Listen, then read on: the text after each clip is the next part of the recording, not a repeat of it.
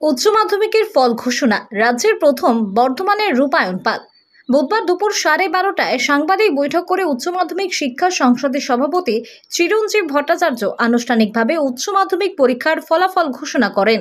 এবার গোটা রাজ্যে মোট পরীক্ষার্থীর সংখ্যা ছিল 5,10,000। মেধা তালিকায় পূর্ব বর্ধমান জেলায় দেখা গেল নজর কাড়া সাফল্য নিয়ে সেখান থেকে তালিকায় স্থান পেয়েছে মোট 7 জন। উচ্চ মাধ্যমিক পরীক্ষায় রাজ্যে প্রথম হয়েছে পূর্ব বর্ধমান জেলার শহর বর্ধমানের সিএমএস হাই স্কুলের ছাত্র রূপায়ণ পাল। সে 500-র মধ্যে 497 নম্বর পেয়ে প্রথম স্থান অধিকার করেছে। এর আগে মাধ্যমিক পরীক্ষায়ও সে রাজ্যে পঞ্চম স্থান অধিকার করেছিল। রূপায়ণের এই অসাধারণ কৃতিত্বের জন্য তাকে আন্তরিক অভিনন্দন জানানো হয়েছে।